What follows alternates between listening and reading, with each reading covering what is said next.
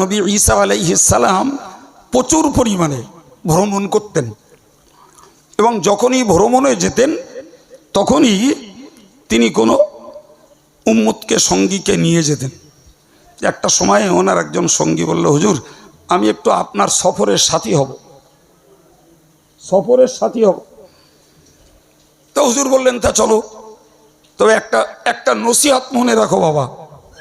বলে কি? বলে তুমি জানো অতিরিক্ত লোভ করো না। ও একটা খুব পারবো, খুব পারবো। তা চলো বাবা। অনেক দূর গেছে, গিয়ে এক জায়গায় বসে নবী ঈসা তার ঝুলি থেকে 3টে রুটি বার করেছে, বার করে একটা নিজে খেয়েছে আর একটা সাগরেদকে দিয়েছে। লোক তো দুজন, 3টে রুটি। তো বললো, বাবা এটা তোমার ঝুলিতে রেখে দাও। ফের আবার খানিক দূর যাওয়ার পরে খিদে পেয়েছে। বলে, বাবা সেই রুটিটা বার করে দিন, ওইটা ভাগ করে দুজন খাই। তো ফর্স ঝোলা দেখে বললো, হুজুর সে রুটি তো নেই। তো কি হয়েছে? তো হুজুর তা তো জানি রে, রেখিলাম, দেখতে পাচ্ছি না তো। তো তাই তা কি করা যাবে? তা চলো। খানিক দূর গেছে, খানিক দূর যেয়ে একটা হরিণ নবী ঈসা আলাইহিস সালামের নির্দেশ মতো, আল্লাহর হুকুম, এই হরিণটার আল্লাহর কাছে দোয়া করেছেন, হরিণটা একদম জবাই করা গোশত সামনে এসছে। খেয়ে হাড়াড্ডিগুলো রেখে দিয়ে নবী ঈসা বললেন, যা বাবা তুই যেমন জীবন্ত ছিলি এরকম জীবন্ত হয়ে চলে যা। দিব্যু খাওয়া হাড় একটা আস্ত হরিণ হয়ে সামনে থেকে চলে গেল।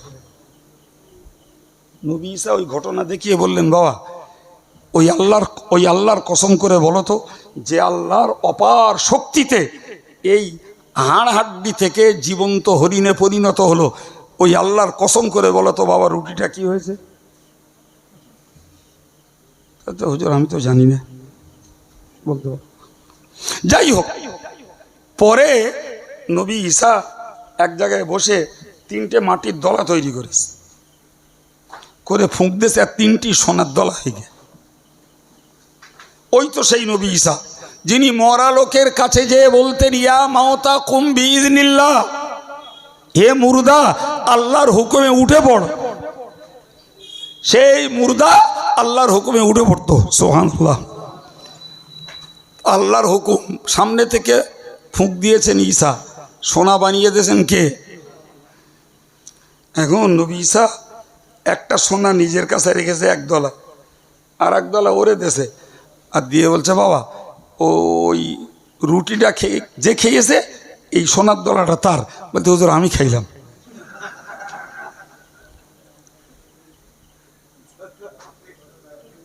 তাহলে দুজন মিলে 2টো খেয়েছো প্রথম, তাহলে একটা বেশি খেয়েছো, ওটা লোভ, অতিরিক্ত।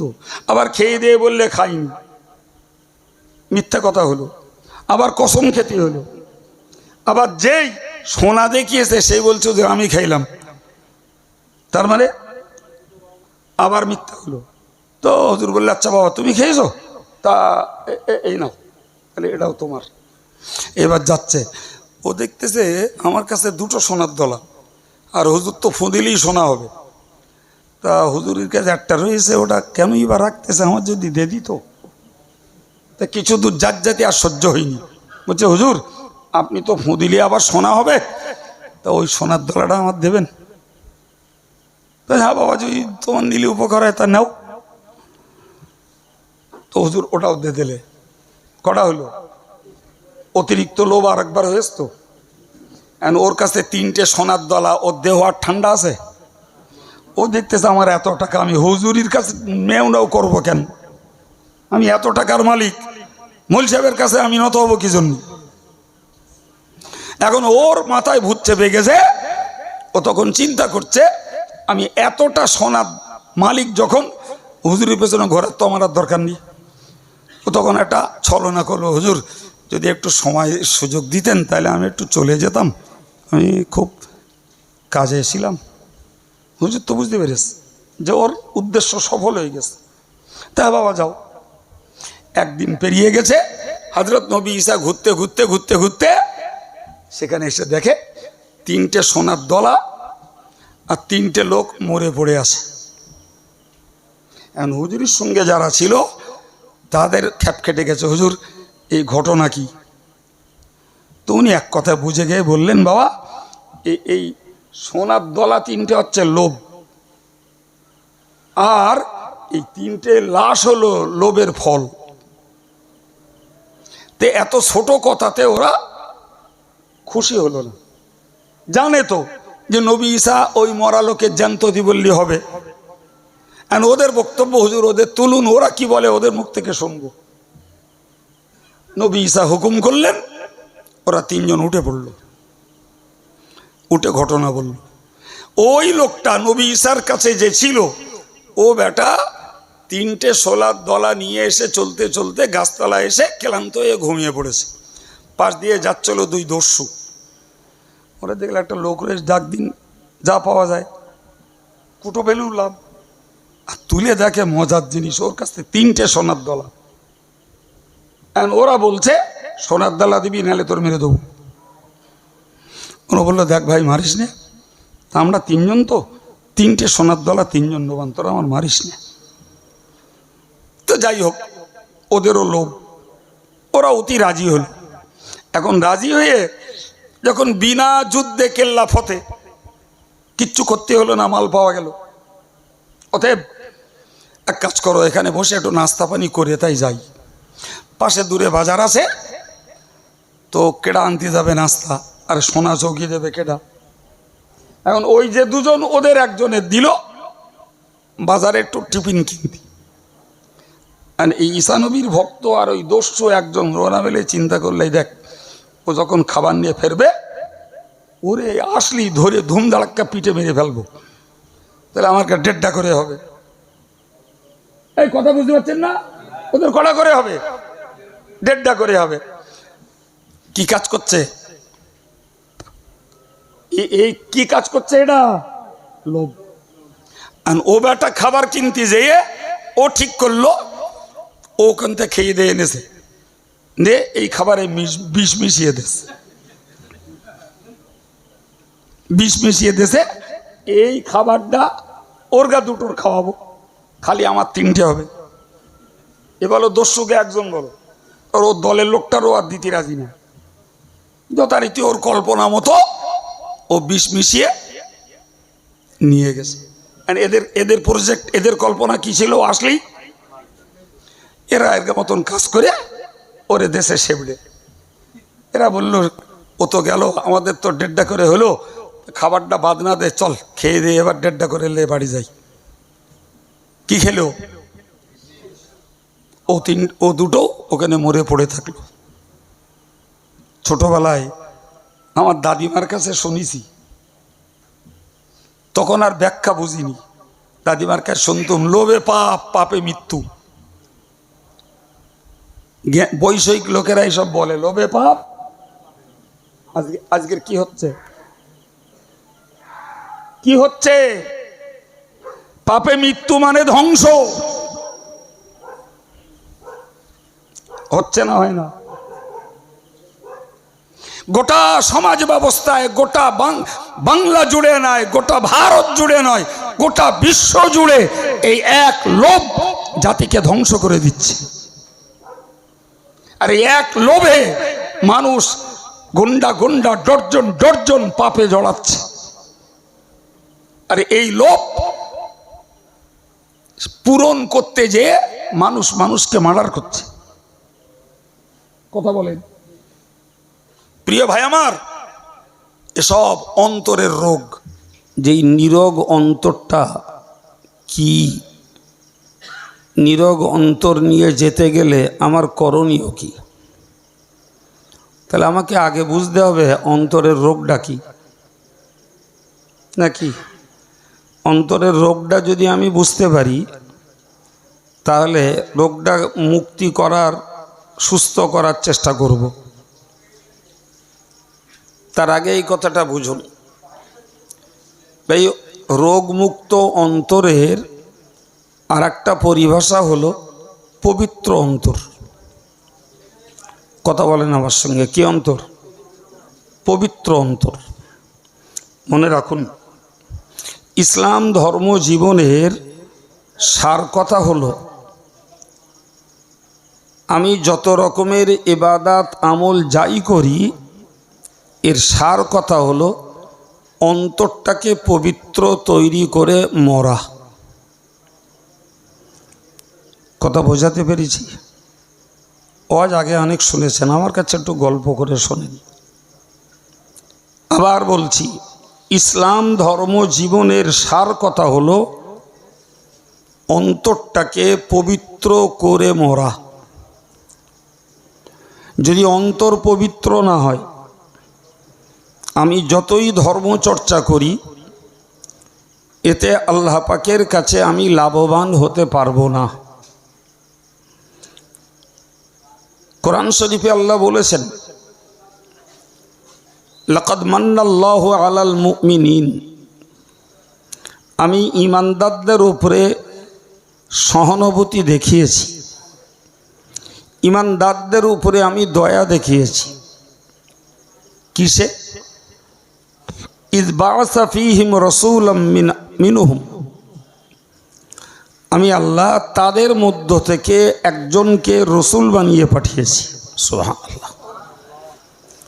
যে রসুলের কাজ হলো ইয়াতলু আলাইহিম আয়াতিহি, যিনি আল্লাহর আয়াতগুলোকে মানুষকে পড়ে শোনাবে। এর পরেরটা এসছে ওয়ায়ুযাক্কিহিম,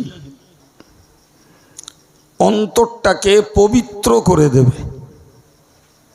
আর তারপরে এসছে ওয়ায়ুআল্লিমুহুমুল কিতাবা ওয়াল হিকমা, যিনি মানুষকে কোরআন এবং বিজ্ঞান শিক্ষা দেবেন। সুবহানাল্লাহ বলেন। অন্যমনস্ক হলে কষ্ট হবে বুঝতে, উপকার হবে কম। আবার একবার রিপিট করছি, আল্লাহ বললেন ঈমানদারদের উপরে আমি দয়া দেখিয়েছি, কারণ ঈমানদারদের কাছে রসুল পাঠিয়েছি। যে রসুলের প্রথম কাজ হলো তিনি কোরআন শিক্ষা দেবেন। দ্বিতীয় কাজ হলো, রসুলের প্রথম কাজ হলো কোরআন পড়াবেন, আর দ্বিতীয় কাজ হলো কোরআন শেখাবেন, আর তৃতীয় কাজ হলো মানুষের অন্তরটাকে পবিত্র করে দেবেন। তার মানে কি বোঝা গেল? এই পড়া আর শেখা, এই দুটির সমন্বয়ের সার কথা হলো পবিত্র অন্তরের মানুষ হওয়া। তাহলে নবীকে আল্লাহ পাঠিয়েছেন কিসের জন্য? কথা বলেন। নবী এসে কোরআন পড়াবেন, নবী এসেছেন কোরআন শিখিয়েছেন, নবী এসেছেন মানুষের অন্তরটাকে পবিত্র করে দিয়েছেন। সুবহানাল্লাহ। তাহলে যে কাজটা করতে আল্লাহ নবী পাঠিয়েছেন, তাহলে নিশ্চিত আমাদের বুঝতে হবে ওই কাজটা ইসলামের গুরুত্বপূর্ণ কাজ। ঠিক কিনা? কেউ পড়লো, কেউ অনেক জ্ঞান অর্জন করলো, কিন্তু অন্তর পবিত্র হলো না, তাহলে নবী পাঠানোর মূল উদ্দেশ্য ব্যর্থ। কথা বলেন। নবী পাঠানোর উদ্দেশ্যটাই হলো অন্তরটাকে পবিত্র করা, আর সেই অন্তর পবিত্র করার প্রণালী হলো পড়ো আর শেখো। পড়ো আর, আপনারা ধরে নেন পড়তে পারেন না, অনেকে পড়তে পারেন, তবু আমি বলছি ধরে নেন আপনারা পড়তে পারেন না, তো পড়ার বিকল্প আপনারাই শুনছেন নাকি? আপনি পড়েননি, বক্তারা বলে গেছেন তারা পড়েছেন, কি আপনি পড়েননি? আমার যা একটু পড়া আছে সেই পড়া থেকেই আপনাদেরকে কিছু শোনাচ্ছি, তাই না বাবা? হ্যাঁ, তাহলে পড়ার বিকল্প হলো, জোরে বলেন, তাহলে পড়লেও জ্ঞান হয়, শুনলেও জ্ঞান হয়। জি, তবে যারা পড়ে সেটা হয় একটা রেকর্ড, আর শুনলে রেকর্ডটা হয় না। আমি পড়ছি, ভুলে গেছি, আবার বই দেখলে উদ্ধার হবে, এ বাবা হবে না। কিন্তু আমি শুনলাম আজকে এসে বসে, কালকে ভুলে গেছি, আবার কখন কাইয়ুম সাহেবের ধরায় পাবো, তাই হয়তো উদ্ধার হবে। ধরায় না পলুম থাক, কাজের চাপে ভুলে গেলুম, উদ্ধার আর হলো না। ঠিক বলছি? হ্যাঁ, এই জন্যে বলেছি পড়ে শিখলে রেকর্ড হয়, আর শুনে শিখলে রেকর্ড হয় না। প্রিয় ভাই আমার, তারপরেও বলছি যে পড়ার বিকল্প হলো শোনা। এবার বলুন, তাহলে একজন পড়ুয়া আর একজন পড়তে পারেন না, শ্রোতা। তাহলে পড়ে জ্ঞান আর শুনে, পড়ে জ্ঞান আর শুনে জ্ঞান। তাকান বাবা, যদি কেউ পড়ে জ্ঞান লাভ করলো আর কেউ শুনে জ্ঞান লাভ করলো, তাহলে উভয়ের দায়িত্ব হলো তোমাকে পবিত্র হওয়া লাগবে। কি হওয়া লাগবে? আমার দেহ নাপাক হয়েছে, গোসল করেছি তরিকা মোতাবেক, আমি পবিত্র। আমার উজু ভেঙে গেছে, নিয়ম অনুযায়ী উজু করেছি, আমি পবিত্র। এখন আমার অন্তর অপবিত্র, আমি এটাকে তো পানি দিয়ে ধুয়ে পবিত্র করব এমন কোন পদ্ধতি আল্লাহ রসুল দেননি। কথা বোঝা যাচ্ছে? তাহলে আগে শিখুন যে ইসলামের মূল কথা হলো পবিত্র অন্তরের মানুষ হওয়া। যদি সত্যিই আমি লেখাপড়া শিখে ডাক্তার মাস্টার হয়ে মৌলানা মুফতি হয়ে আমি যদি পবিত্র অন্তরের মানুষ না হই, আর আপনি যদি অশুনে জ্ঞান লাভ করে পবিত্র অন্তরের মানুষ না হন, তাহলে আমাদের ধর্ম জীবনটাই সার্থক, ব্যর্থ। সার্থক নয়, ধর্মজীবন ব্যর্থ। ফলে আমি কি অজ করতাম জানি না, কিছুই ঠিক করে আসিনি। রজব আলী সাহেব যে কথাটা লাস্ট বলে বিদায় নিলেন, আমি সেখান থেকেই আপনাকে কথা বলছি। তাহলে কিয়ামতের দিনে উপকৃত হবে রোগ মুক্ত অন্তরের মানুষ। আরে এই রোগ মুক্ত অন্তর বানানোই হলো ইসলাম ধর্ম জীবনের, কি বলেছি কথা বলেন, অজ বাড়িলে যাবে, ইসলাম ধর্ম জীবনের সার কথা, মূল কথা। ধর্ম করে যদি অন্তর পবিত্র না হয়, তাহলে ধর্ম করিনি, শুধু নিয়ম পালন করেছি। আপনি রেকর্ড নেন, রেকর্ড নিলে বুঝবেন। ভাই, আমার নবীর প্রকাশ্য ধর্ম প্রচারের সময় হলো 20 বছর। এই 20 বছরে 10 বছর মক্কায়, 10 বছর মদিনায়। তাহলে প্রকাশ্য ধর্ম প্রচারের পিরিয়ড কত বছর বলেছি? 20। এর আগে 3 বছর ছিল গোপনে। প্রকাশ্য 20 বছর, 10 বছর মক্কায়, 10 বছর মদিনায়। তো মক্কা পর্বে সাহাবাদের ইসলামটাকে প্রকাশ্য প্রচার করা ছিল অত্যন্ত কঠিন, প্রচুর কঠিন। ভাই, তারপরেও নবীর কাছ থেকে কোরআনের জ্ঞান শুনে শিখেছেন। সেই কোরআনের জ্ঞান অর্জন করে তারা পবিত্র অন্তরের মানুষ তৈরি হয়েছে। কিরকম পবিত্র? যেমন তাদের অন্তরে হিংসা আর ছিল না। কি বলেছি? কথা বলেন। হিংসা ছিল না। হিংসা তারা চিরতরে বিদায় করে অন্তরটাকে রোগ মুক্ত করেছিলেন, সম্পূর্ণ হিংসা মুক্ত অন্তর। আমার নবী বলেছেন, ইয়াকুম আল হাসাদ, তোমরা হিংসা থেকে বাঁচো। ফাইন্নাল হাসাদা ইয়াকুলুল হাসানাত, নিশ্চয়ই হিংসা তোমার নেকির কাজগুলোকে খেয়ে ফেলবে।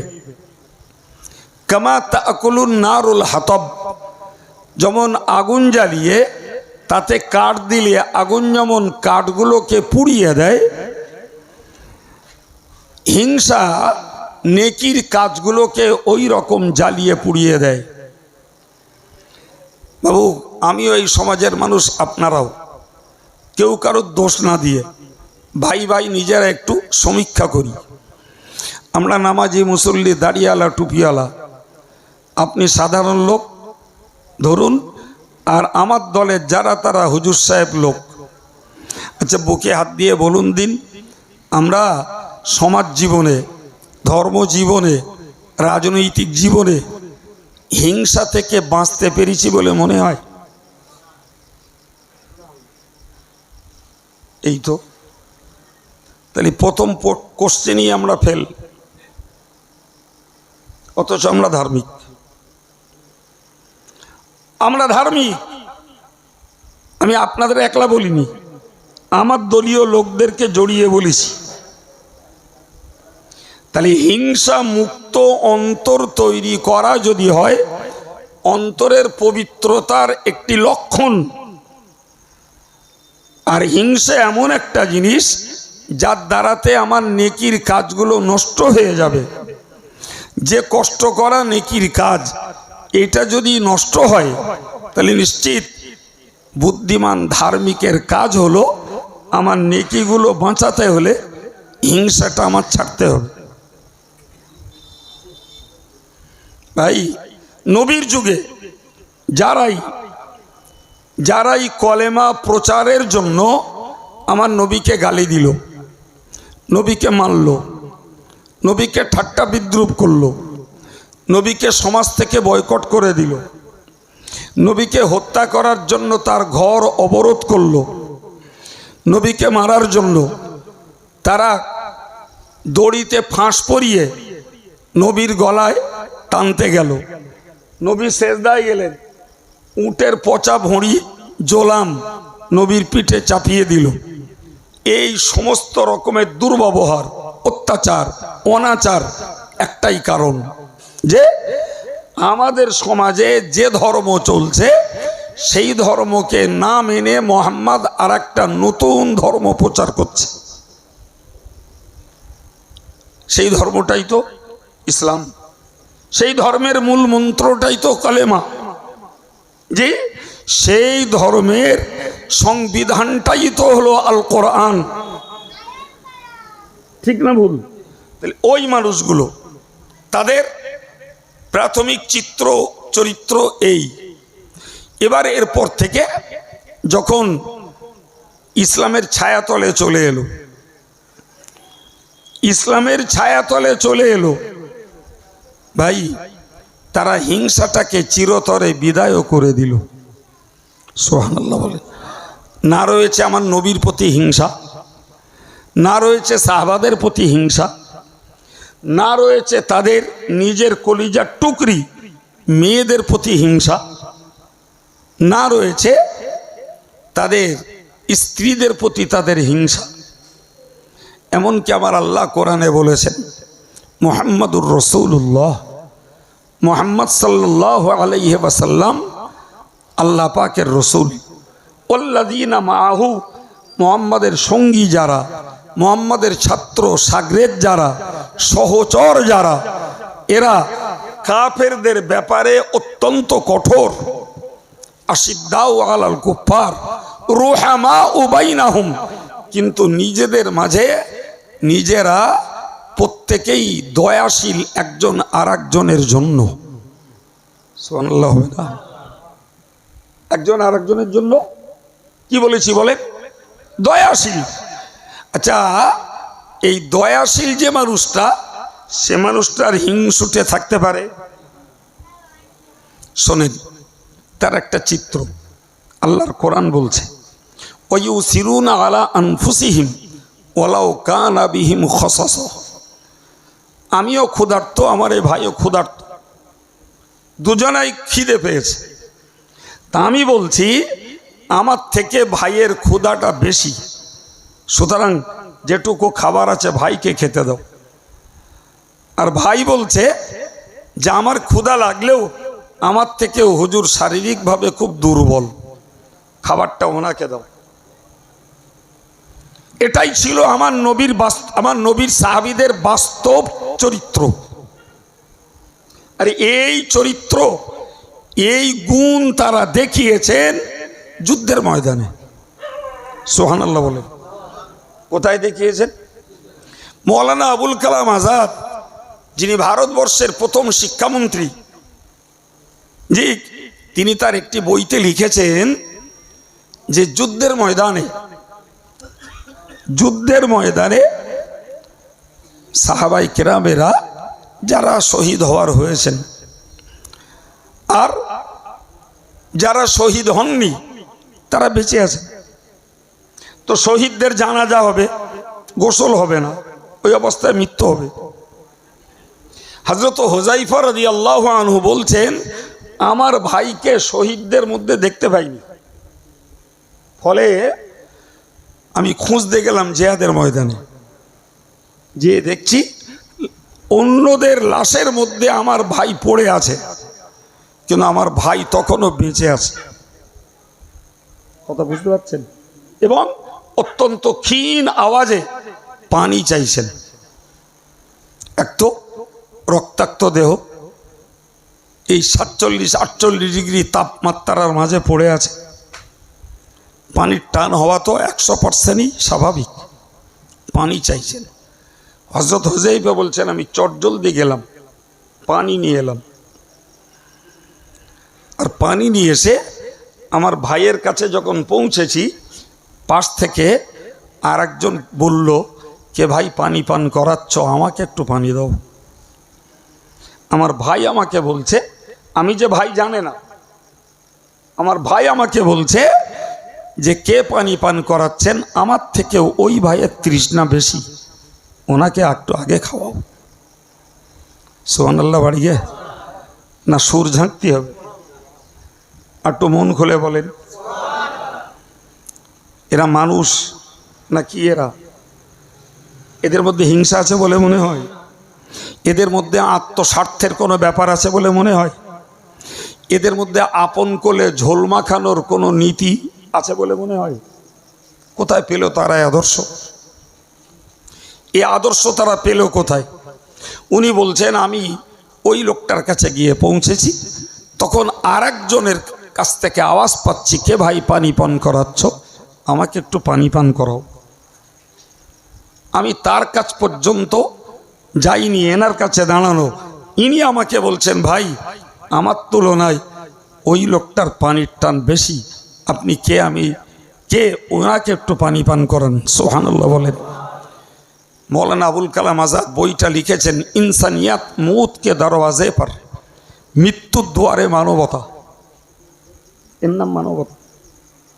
ইনি যখন পানি নিয়ে তৃতীয় ব্যক্তির কাছে গেছেন, এইটুকু যেতেই আল্লাহ পাক তার জানটাকে কবজ করেছেন, হায়াতে নেই। ফিরে এলেন মাঝের লোকটার কাছে, ফিরে দেখছেন তিনিও আর বেঁচে নেই। ফিরে এলেন নিজের ভাইয়ের কাছে, তিনিও আর বেঁচে নেই। তাহলে এই যে নবীর তিনজন সাহাবী, তারা নিজের বুক ফাটা তৃষ্ণা বুকে নিয়ে নিজের তুলনায় আর একজনকে প্রাধান্য দিচ্ছে, তাও মৃত্যুর দুয়ারে দাঁড়িয়ে। আপনি বলেন, এই মানুষগুলোর মধ্যে হিংসা বলতে কিচ্ছু ছিল? এই আদর্শ শিক্ষা তারা পেল কোথায়? পড়েছে তো একটি কেতাব যার নাম কোরআন, অথবা ওই একটি কেতাবের কথাই আমার নবীর কাছ থেকে শুনেছে, এছাড়া তো আর না। তাহলে বোঝা যাচ্ছে ওই মানুষগুলো ইসলাম কবুল করে নিজের অন্তরটাকে সম্পূর্ণ পবিত্র বানিয়েছে না বানায়নি? বাবা চিল্লে বলেন। একদম একদম। আমার আল্লাহ কোরআনে বলেছেন, ইউসিরুনা আলা আনফুসিহিম ওয়ালাউ কানা বিহিম খাসাসা। আমার নবী সাহাবীদের গুণ হলো নিজের পেটে ক্ষুধার জ্বালা, অথচ নিজে না খেয়ে অন্যকে প্রাধান্য দেয়। এটাই হলো আমার নবী সাহাবীদের গুণ। আমরা হুজুর সাহেব, পীর সাহেব, পীরজাদা, মৌলানা, মুফতি, হাফেজ সাহেব, ইমাম সাহেব আর সাধারণ সাহেব নিজেরা ভাই ভাই একটু সমীক্ষা করে দেখি তো যে এরকম গুণটা আমরা জোগাড় করতে পেরেছি কি? কথা বলেন। আমি অস করতে বসিনি, আমি গল্প করতে বসছি আপনাদের ব্রেনগুলো একটু সংস্কার করার জন্য। এরকম গুণ আমরা জোগাড় করতে পেরেছি? পারিনি। পরে আলোক তো দূরের কথা, নিজের ভাইয়ের প্রতি ভাইয়ের হিংসা, এক যা আর এক জায়ের প্রতি হিংসা, এক হুজুর আর এক হুজুরের প্রতি হিংসা, এক পীর আর এক পীরের প্রতি হিংসা, পীর মৌলানার প্রতি হিংসা, ব্যবসায়ী ব্যবসায়ীর প্রতি হিংসা। অথচ নামাজের কাতারে দাঁড়িয়ে আল্লাহু আকবার নামাজ পড়ছি, অজের মজলিসে বসে জ্ঞান লাভ করছি, কিন্তু অন্তরটাকে আমরা বানাতে। তাহলে নবী 10 বছরের চেষ্টা চালিয়েছেন মক্কায়, আর 10 বছরের চেষ্টা মদিনায়। তো 10 বছরের চেষ্টা চালানোর ফল হলো তারা একবার ইমানের ছায়াতলে এসেছে, নতুন করে কারোর নামে গালি দেননি, কারোর প্রতি সমালোচনা করেননি, কারোর প্রতি শত্রুতা করেননি, বরং তারা একজন আর একজনের প্রতি এতটা দয়াশীল যে নিজের ক্ষুধা নিজে চেপে রেখে আর একজনকে খাওয়াতে উদ্বুদ্ধ এবং নিজে বঞ্চিত হয়ে আর একজনকে উন্নতি করতে মন তৈরি করেছেন। তাহলে বোঝা গেল কোরআন হয় পড়ে না হলে শিখে তারা তাদের অন্তরটাকে পবিত্র বানিয়েছেন। প্রিয় ভাই, সাধনা করতে হবে, এমনি হবে না বাবা। এমনি দাড়ি রেখে টুপি পরে আর শুধু নামাজ পড়ে ফেতরা দিয়ে আর কোরবানি আদায় করে হবে না গো বাপ। রাগ করবেন না, কি করলে হবে আমি বলবো ইনশাল্লাহ। হবে না। অন্তর যদি পবিত্র করতে হয় এই শুধু বাহ্যিক ধর্মে হবে না। তা আমি একলা বলছি না, আপনারাও সাক্ষ্য দিয়েছেন। দেননি? অথচ নবী এসেছেন অন্তর পবিত্র করতে। সম্মানিত ভাইরা আমার, মনে রেখে দিন, আমার আল্লাহ পাকের নবী বলেছেন, মান কানা ফি কলবিহি মিসকালু যাররাতিন মিন কিবার। তার আগেই বলে দিয়েছেন লা ইয়াদখুলুল জান্নাতা। তুমি যত বড় ধার্মিক হও, তুমি পীর সাহেব, হুজুর সাহেব, মৌলানা, মুফতি, ইমাম সাহেব, হাজি সাহেব, যেই তুমি হও, যদি জান্নাতে তোমাকে যেতে হয় অন্তরটাকে অহংকার মুক্ত করতে হবে। কি করতে হবে? কোন জায়গাটা? অন্তর। তাহলে বোঝা গেল এই অহংকারটা অন্তরের জন্য একটা জঞ্জাল, অহংকারটা অন্তরের জন্য একটা জীবাণু, অহংকার অন্তরের জন্য একটা নোংরামি। তাহলে অন্তরটাকে যদি পবিত্র বানাতে হয় তাহলে ওই অহংকারটা ছেড়ে দিয়ে নিরঅহংকারী মানুষ হওয়া লাগবে। আগে বলছিলাম অহিংসুক মানুষ। কি মানুষ? কথা বলেন, ভাষা বলেন, কি বলেছি? অহিংসুক, যার মধ্যে হিংসা নেই। তাহলে হিংসা মুক্ত মানুষ হতে হবে ভাই। কিন্তু আমার নফস চাইছে হিংসা করতে, ওর সঙ্গে মোকাবেলা করে নিজেকে হিংসা থেকে রক্ষা করতে হবে। দ্বিতীয়, অহংকারটাকে ত্যাগ করতে হবে। ওটাও তো পারি না আমরা। আমি বলো আপনাকে অজ করছি না বাবু, আমি অজ আমার নিজেরে করছি, সেটা আপনাদেরও শোনাচ্ছি। কারণ যে কাজের দায়বদ্ধতা আপনার উপরে, ওই একই কাজের দায়বদ্ধতা আমার উপরে। নাকি আমি আপনার অজ করব, বাবা অহংকার করবেন না, আর আমি অহংকারী হব, এরা মজ নাকি? পশ্চিমকালেও না। অহংকার আপনার জন্য অবৈধ, আমার জন্য অবৈধ। জি, অতএব এটা ওয়াজ না, ভাই ভাইয়ের আত্মসমালোচনা। নবী বললেন অহংকার করলে জান্নাতে প্রবেশ করতে পারবে না। জানেন, আদম আর হাওয়ার বিয়ে হলো, আর খুতবা দিলেন আল্লাহ। সুবহানাল্লাহ হবে না? খুতবা কে দিয়েছেন? খুতবা মানে বক্তৃতা। ওই বলি না আমরা জুমার খুতবা, খুতবা মানেই বক্তৃতা।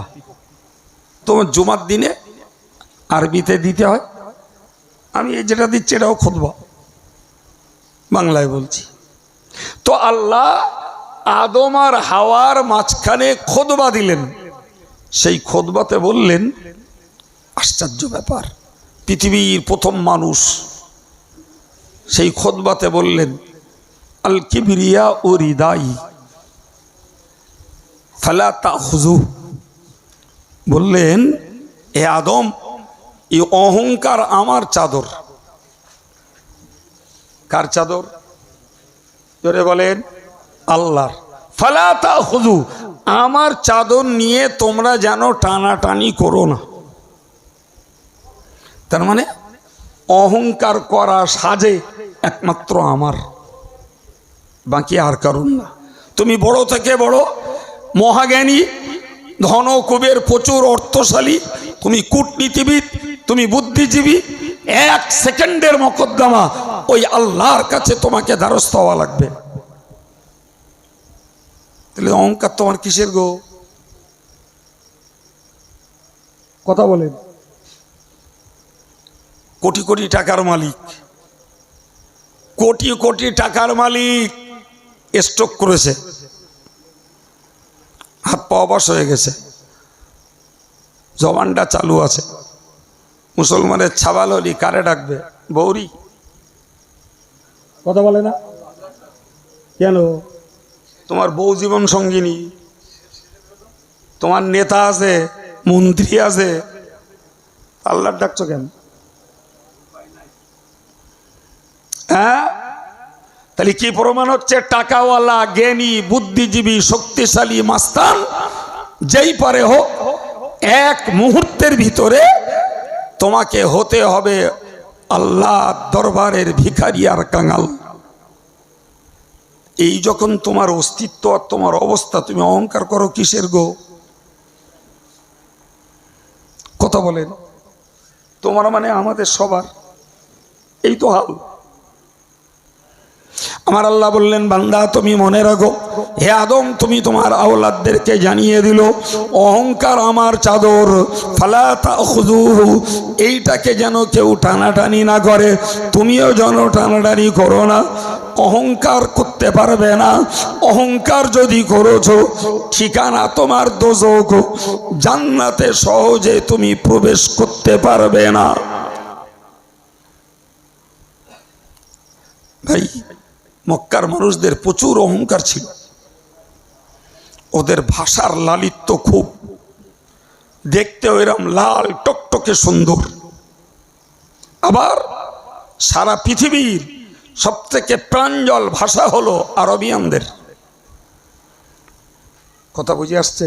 ফলে ওদের দেহের সৌন্দর্যের গরম, শৌর্যবীর্যের গরম, আবার নিজেদের ভাষার গরম। আমার নবী ওদেরকে সামনে রেখে বলেছিলেন, লা ফাদলা লিল আরাবি আলাল আজম। কি বললে? হে আরববাসী, গোটা পৃথিবীর কোন দেশের মানুষদের উপরে তোমার কোনো শ্রেষ্ঠত্ব নেই। সুবহানাল্লাহ। কোন শ্রেষ্ঠত্ব? এক পৌঁছে নবী ওদের অহংকারের মাথায় কুঠারাঘাত করলেন। তোমায় দেখতে সুন্দর, তুমি আরবের বাসিন্দা, তোমার ভাষার লালিত্য আছে, তারপরেও বলছি সারা পৃথিবীর কোন দেশের উপরে তোমার কোনো শ্রেষ্ঠত্ব নেই।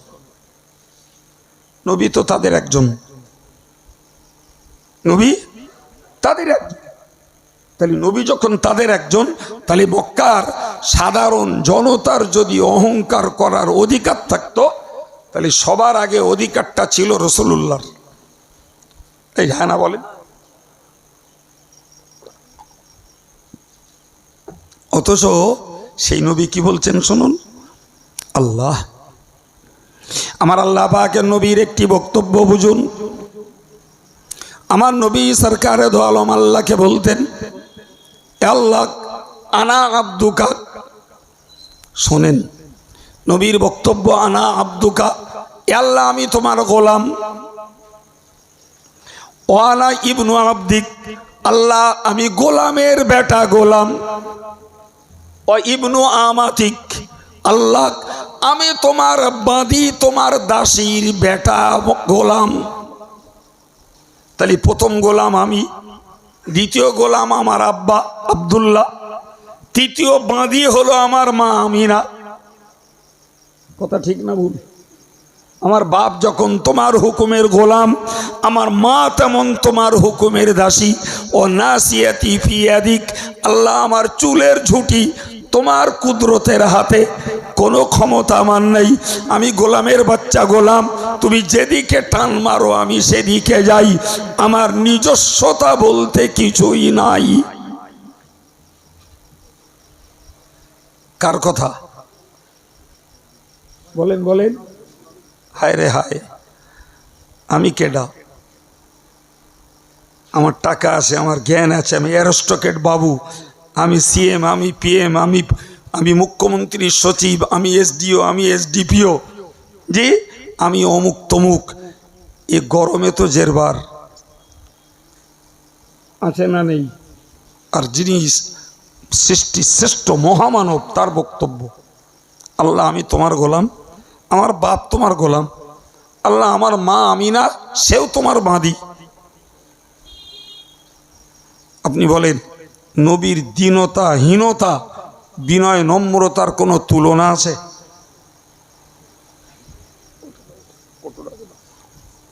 তুলনা আছে বাবা? একটু কথা বলেন। জি, আমরা তো সেই নবীর উম্মত, আমাদের মধ্যে এত গরম কিসির? কেউ মনে করে আমার জন্ম ফুরফুরায় মানে আমি একজন, কেউ মনে করে আমার জন্ম বোম্বে মানে আমি একজন, নাকি কেউ মনে করে এরা বাস করে সেই চৌধুরী পাড়ায় আর আমি বাস করি মেন রোডের উপরে, আমি একজন। কেউ মনে করছে আমার দেখতে কি সুন্দর, কি সুন্দরী, ফলে আমার অহংকারে যেন উতলে উঠছে। আছে না নেই?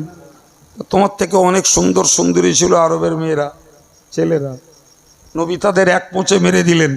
আরবে জন্ম বলে তোমার কোনো দাম নাই, এক পোঁচে কেটে দিলেন। অহংকার করার জায়গা আছে? বলেন বাবা। জি, তুমি কিসের গরম দেখাচ্ছ? টাকার গরম। বহুত অহংকার, বহুত অহংকার। ভাই আমার, ওই নবী তো সেই নবী যিনি নিজে বলতেন, আল্লাহুম্মা হিনি গরীবা ওয়া আমিতনি গরীবা ওয়া হশুরনি মা যুমারাতিল গুরাবা। আমার নবী বলতেন, ও আল্লাহ আপনি আমাকে দারিদ্র হালাতে বাঁচিয়ে রাখুন। আল্লাহ আপনি আমাকে দারিদ্র হালাতে মৃত্যু দেবেন। আল্লাহ কিয়ামতের মহাময়দানে দরিদ্রদের সঙ্গে আমার হাসরটা করবেন। সুবহানাল্লাহ। কজন বলেছেন? এক দুজন?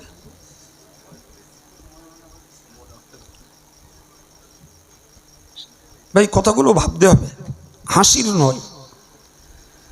যিনি, আমার নবী গরিব ছিল না রে বাবা, নবী সারা পৃথিবীর শ্রেষ্ঠ ধনী, কিন্তু নবী গরিব সেজেছিলেন।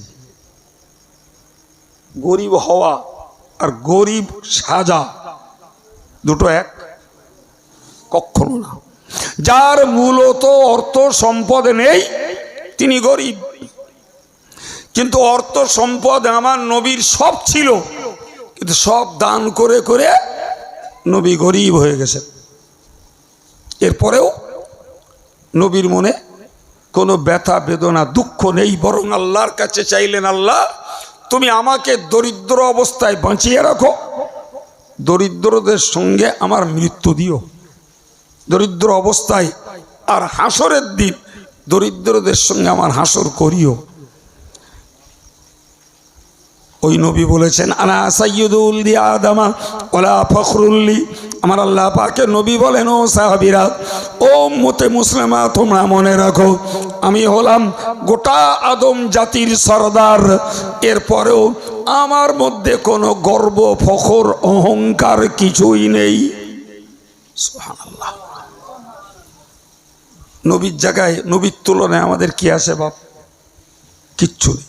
অথচ নবী বলছেন আমি আদম জাতির লিডার, তারপরেও আমার কোনো অহংকার নেই। তাহলে নবী একটা নিরহংকারী, নিরীহ, সরল মানুষ ছিলেন। ভাই, এই অহংকারটাই অন্তরের একটা মারাত্মক ব্যাধি। এই জন্য আল্লাহ বললেন আদমের বিয়ের খুতবার সময়ে যে অহংকার আমার চাদর, ওটা নিয়ে তোমরা কেউ টানাটানি করো। বংশের গরম, বিদ্যার গরম, টাকার গরম, রূপ সৌন্দর্যের গরম, নেতৃত্বের গরম, দলীয় লোকের গরম, কিচ্ছু দেখিও না। একটাও আমি আল্লাহর কাছে টান সইবে না। অহংকার করার একমাত্র সাজে উপযুক্ত আমি আল্লাহ, কারণ আমি আল্লাহ কারোর মুখাপেক্ষী নই। তোমরা বড় থেকে বড় সব চূড়ান্ত সময়ে আমার মুখাপেক্ষী, ঠিক না বাবা? সম্রাট শাহজাহান, ভারতবর্ষের সম্রাট, তার কাছে এক ভিখারি ভিক্ষা করতে গেছে। তো বাড়ি যেয়ে শুনছে, দরবার থেকে বলল সম্রাট শাহজাহান মসজিদে গেছে নামাজ পড়তে। ভিখারি, তার কিছু পাওয়ার খুব আগ্রহ, মসজিদ পর্যন্ত গেছে। গিয়ে দেখছে আল্লাহ, সম্রাট শাহজাহান বাচ্চা ছেলের মতো হাত তুলে আল্লাহর কাছে ডুকরে ডুকরে কাঁদছে। এ ফকিরের মাথা ঘুরে গেছে। এ কি, আমি কাঙাল হয়ে যার কাছে এলাম, সে তো দেখছি আর একজনের কাছে কাঙাল হচ্ছে। তাই এ দিল্লির সম্রাট হয়ে, ভারত সম্রাট হয়ে, এ যার কাছে ভিক্ষা করছে, আমি এর কাছে কেন চাইব? আমি তার কাছেই চাইব। সম্রাট শাহজাহান কার কাছে চাইছে? শুধু চাইছে না, কাঁদছে। চাইছে না, কাঁদছে। এ বেচারার মাথা ঘুরে গেছে। সম্রাট শাহজাহান যার কাছে চাইছে, আমি তার কাছে চাইব। শাহজাহানকে যদি তিনি দেন, তিনি আমাকে দেবেন। ভারত সম্রাট, সেও আল্লাহর দরবারের ভিখারি। অহংকার কোথায়? বাগদাদের প্রতাপশালী বাদশাহ সম্রাট হারুন রশিদ, যার নাম খুব ইতিহাস প্রসিদ্ধ, এই বাদশাহ হারুন রশিদ হজ করতে গেছে। আর হজ করতে যেয়ে এতটা হাত উঁচু করে কাবার গেলাপ ধরে দাঁড়িয়ে আছে। এমনি দাঁড়ানো, এতটা হাত উঁচু করে কাবা গেলাপ ধরে এত কান্না কাঁদছে, কান্নায় তার হতাহত জ্ঞান চলে যাচ্ছে। একজন ব্যক্তি দেখতে পেয়ে বলছে, হে মক্কার মানুষ, হে বিশ্বের মানুষ, একবার তোমরা দেখো, যিনি বাগদাদের প্রতাপশালী বাদশাহ, তিনি মহান স্রষ্টার কাছে নিজেকে বিলীন করে লুটিয়ে দিয়ে আজ তিনি আত্মহারা। এ জ্ঞান নেবে কে? সমাজের লোকেরা নেবে? হ্যাঁ, এ জ্ঞান অমুসলিমরা নেবে? খোদ মুসলিম সমাজের জ্ঞানী, বুদ্ধিজীবী, অর্থশালী, নেতৃস্থানীয় আর উঁচু বংশীয় লোকেরা এ জ্ঞান এরাই নেয় না। অন্যেরা নেবে কেন জানেন? হযরত নূহ নবী আলাইহিস সালাতু ওয়াস সালামের জমানায় প্লাবন হয়েছিল। যা ওয়াজ নসিহতে জ্ঞানী মানুষরা বই পুস্তক পড়ে সবাই শুনে আছে। শোনেননি বাবা? তো নূহ নবীর কিস্তিটা আল্লাহর হুকুম ছিল, ইমানদার বান্দাবান্দিগুলো রে তোলো, আর পৃথিবীর যে কটা প্রাণী, এই প্রাণীগুলোর একটা করে পুরুষ আর একটা করে নারী, দুটো করে তোলো। তাহলে কিস্তিটা কত বড়। তো কিস্তি যখন মাটি ছাড়া হয়ে ভাসতে শুরু করেছে, হযরত নূহ নবী এবার একটু পরিদর্শন করতে বেরিয়েছেন, কারো তুলতে বাদশাত গেল কিনা, কোনো প্রাণী ছাড় হলো কিনা। খুঁজতে যেয়ে দেখেন একটা সুন্দর সুদর্শন একটা টলটলে যুবক ওই কিস্তিতে দাঁড়িয়ে আছে।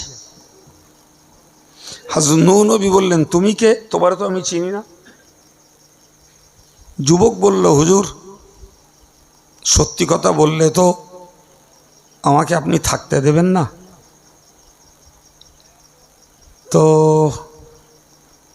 আপনি যদি কথা দেন যে আমারে কিস্তি থেকে নামিয়ে দেবেন না, তাহলে আমি আমার পরিচয় বলবো। তো হচ্ছে কোনো শর্ত না, নিঃশর্ত বলতে হবে তুই কে। এখন ও দেখলো না বলেও পার পাবো না, তখন বলল, হুজুর আমার নাম ইবলিস। কি নাম? নূহ নবী খুব রেগে আগুন হয়ে গেলেন, তোর জন্যই আজকের আল্লাহর বান্দাদের এত অবদ্ধতা, তোর জন্যই আজকের এই খোদার গজব। আর এই গজব থেকে বাঁচার জন্য আল্লাহর হুকুমে তৈরি এই নৌকা, তুই সেই নৌকায়? ইবলিস বলল, হুজুর সত্যি কথা বলছি, এই নৌকায় যারা উঠেছে এরা ছাড়া আর কেউ বাঁচবে না, তা আমি আমার শয়তানি করবো কার কাছে, সব তো মরে যাবে। ইবলিস সত্যি বলেছ না মিথ্যা বলে? একদম সত্যি। তাই আমি আমার কাজ করার জন্যই এই কিস্তিতে উঠেছি, যে কটার পাবো সে কটা তো নৌকায়, বাকি সব মরে যাবে। নূহ নবী বললেন, কোনো কথা নয়, এই মুহূর্তে তোকে কিস্তি থেকে নামতে হবে। শয়তান বলল, হুজুর এই জন্যই তো বলতে চাইনি, আমি জানি বললেই আমার বিপদ, কিস্তিতে আপনি থাকতে দেবেন না, তা আমি যাব কোথায়? নূহ নবী বললেন, কোথায় যাবি তুই জানিস, এই কিস্তিতে তোর জায়গা নেই। তো শয়তান তখন বলল, হুজুর একটা কথা বলি, নামতে আমার হবে, তো নেবে যাওয়ার আগে আপনাকে আপনার উম্মতকে একটু উপকার করে যাই। বলে কি উপকার? বলে শুনুন, আমি যখন জান্নাতে ছিলাম আল্লাহর কাছ থেকে 5টা জিনিস আমি শিখেছিলাম, তো ওর মধ্যে আপনাকে 3টে কথা বলবো আর 2টি বলবো না। আচ্ছা, ও যে 5টা শিখেছিল, শিখিয়ে এলেন কে? আল্লাহ। তা আল্লাহ যখন শিখিয়েছেন, তো সেই শিক্ষাটা আল্লাহ তো নূহ নবীকে দিয়ে দিতে পারে না? পারে না? কিন্তু ও বলছে আমি 3টে বলবো, 2টো বলবো না। তৎক্ষণাৎ আল্লাহ নূহ নবীর কাছে ওই পাঠিয়ে বললেন, এই নূহ, ওরে বলো ওই যে 3টে বলবি বলছিস ও 3টের দরকার নেই, যে 2টো বলবি না বলছিস ওই 2টো বলিস তো বল। শয়তান বলল, হুজুর এই তো করেন খারাপ, আমি যেটা বলবো না আপনি সেটাই শুনবেন। নূহ নবী তো আল্লাহর কাছ থেকে ওদিকে অর্ডার পেয়ে গেছেন, বললেন তুই বলতে হয় বল, না নেমে যা। তো শেষ পর্যন্ত শয়তান বলল, বলবো যখন বলেছি তাহলে বলেই দেই। বলে, হুজুর আমি 80,000 বছর আল্লাহর ইবাদত করেছি, 80,000 বছর, এবং 80,000 বছরের ইবাদত আল্লাহর কাছে কবুল হয়েছে। কি অবাক ব্যাপার! আপনি বলুন, আমরা বর্তমান সময়ের যে কোনো গুণসম্পন্ন মানুষ, সাধারণ হই আর ধর্মীয় কোনো ব্যক্তি হই, 1 ওয়াক্তের নামাজ আল্লাহর কাছে কবুল হয়েছে কার বুকের পাটা আছে বলবে? 1 টাকার দান কবুল হয়েছে, 1 দিনের রোজা কবুল হয়েছে। কিচ্ছু বলার সাহস নেই, কিচ্ছু বলার মতো কোনো সূত্র আমাদের কাছে নেই। আর বাবা, এরপরে বংশের জোরে কেউ যদি জান্নাতে যায় আর তার ভক্তদের যদি নিয়ে যায়, তাহলে এ তার কাটা ছাড়া আর কিছু? কথা বলেন, এ তার কাটা ছাড়া আর কিছু? আর একদল তাতি দেই করে নাচতেছে, হুজুর জান্নাতে লে যাবে, বুকি করে লে যাবে। তাও আমি গল্প বললুম না, এরা হুজুর আছে, একটু ঝেঁকে বলেন আছে না নাই? যাক, নাম বলে আর পাপ জড়ো করতিস না, জেনেছেন যখন, বুঝেছেন, আলহামদুলিল্লাহ। সম্মানিত ভাইরা আমার, ভালো করে মনে রাখুন, ওই সময় ইবলিস বলেছিল, হুজুর আমি ৮০,০০০ বছর ইবাদত করেছি, আমার ইবাদত আল্লাহর কাছে কবুল হয়েছে, আমি ছিলাম মুআল্লিমুল মালাইকা, ফেরেশতাদের শিক্ষক, আমার জায়গা ছিল জান্নাতে। সর্বোপরি আমার আরও একটা গুণ ছিল, আমি ফেরেশতাদের দলভুক্ত ছিলাম, জান্নাতে ছিলাম, এবং রীতিমতো আমি আল্লাহ পাকের ঘনিষ্ঠ ছিলাম, আল্লাহর ঘনিষ্ঠ ছিলাম। আমার ৮০,০০০ বছরের ইবাদত গেছে, ফেরেশতাদের শিক্ষকতা গেছে, আল্লাহর ঘনিষ্ঠতা নষ্ট হয়ে গেছে, জান্নাত থেকেও বহিষ্কার হয়েছি দুটো দোষে। একটি দোষ হলো হিংসা, আর একটি দোষ হলো অহংকার। এই দুটো দোষে আমার সব শেষ। তো এই উপকারটা আপনাকে করে যাচ্ছি, আপনার উম্মতদেরকে বলবেন, যদি এরা জান্নাতে যেতে চায় তাহলে অন্তরটা পবিত্র করার জন্য যেন অহংকারটা না করে আর হিংসাটা না করে। এ বাবা, আল্লাহ বললেন, হে নূহ, ইবলিসের কাজই করে, তবে এই যে দুটো কথা বলেছে এটা সত্যি বলেছে। এবার বলেন, ইবলিসের ৮০,০০০ বছরের ইবাদত পণ্ড, ফেরেশতাদের দলে থেকে শিক্ষকতা করতেন, সে দায়িত্বশীল থাকতো জান্নাতে, সেখান থেকে বার করে দিলেন আল্লাহ, এবং সে ছিল আল্লাহর রহমতে, আল্লাহর রহমত থেকে বঞ্চিত করে দিয়ে বললেন স্পষ্টত, আল্লাহ লানাতি ইলা ইয়াউমিদ্দিন, হে ইবলিস, তোর উপরে আমার অভিশাপ কিয়ামত পর্যন্ত। কার কথা? আল্লাহর। ছেলেরা, বাবা, ভাইয়েরা, মায়েরা, যারাই আব্দুল কাইয়ুমের কথা শুনছেন, আমি আব্দুল কাইয়ুমও আপনার মতো এই একই অজ আমল করার আসামি, আমারও ছাড় নাই। কিন্তু বাস্তবটাকে যদি হিসাব কষে দেখি, অহংকারে আর হিংসায় আমার সমাজ, আমার জাতি জর্জরিত। এখন বলুন, ধর্ম করে, নামাজ পড়ে কপালে দাগ করেছি, রোজা রেখে লিকে হয়ে গেছি, দান করে করে রিক্ত হয়ে গেছি, কিন্তু আমি যেটাই করেছি তাতেই অহংকার। দান করে বৃত্ত দেখিয়েছি, নামাজ পড়ে বলছে আমার মতন নামাজ কেউ পড়তে পারে না, অজ করে ভাবছি আমার মতন অজ কেউ করতে পারে না, জি ভাই, জেকের করে ভাবছি আমার মতন জেকের কেউ করতে পারে না। এগুলো অহংকার কি অহংকার নয় বাবা? সৌন্দর্য কার দেওয়া?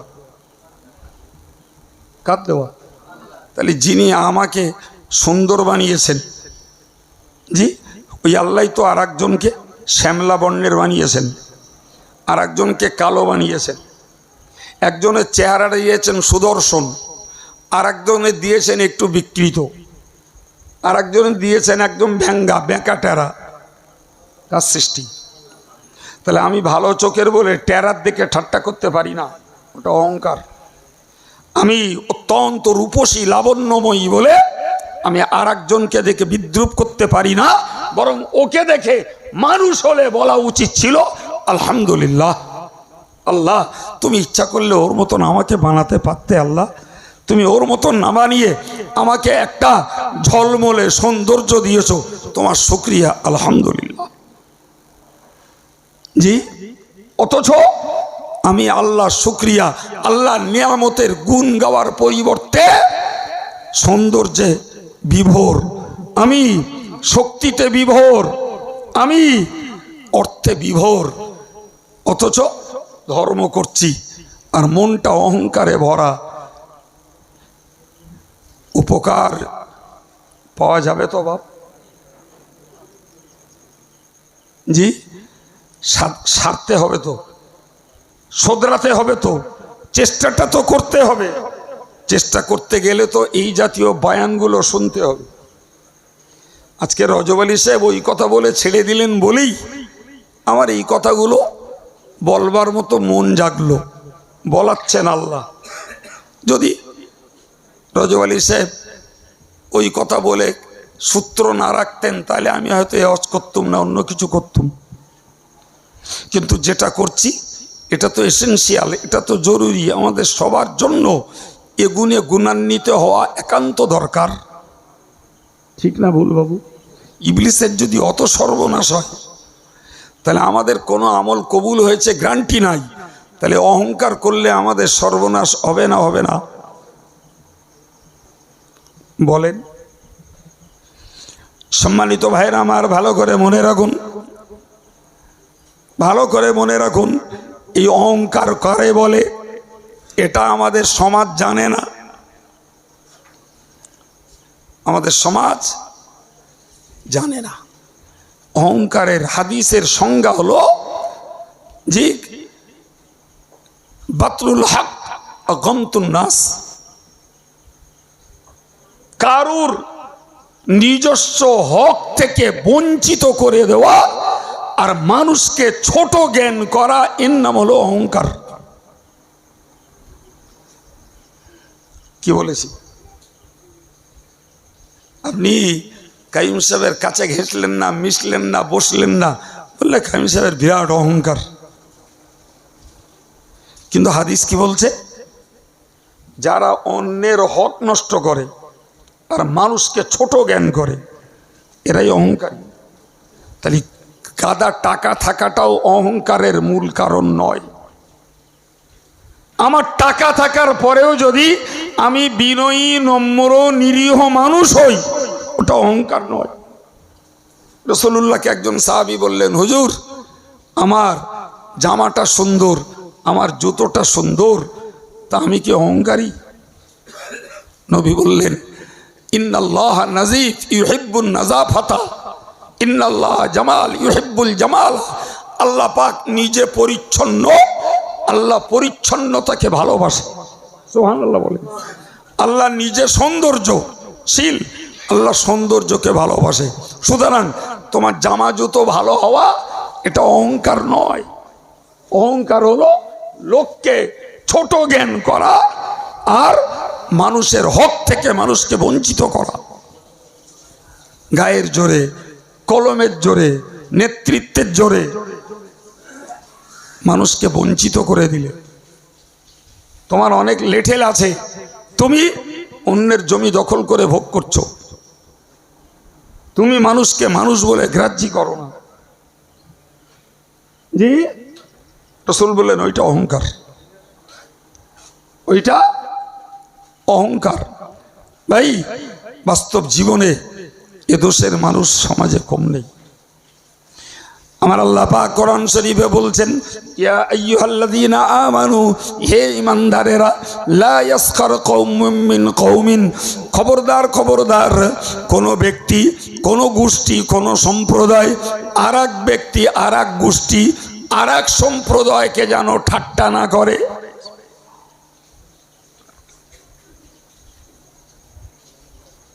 কেন? আসা আইয়াকুনু খায়রাম মিনহুম, হতে পারে তুমি যাকে ছোট বলছো, তুমি যাকে ঘৃণা করছো, তুমি যাকে অচ্যুত মনে করছো, তুমি যাকে মূল্যহীন মনে করছো, ওই লোকটা তোমার তুলনায় আল্লাহর কাছে ভালো। তুমি খবর রাখো না।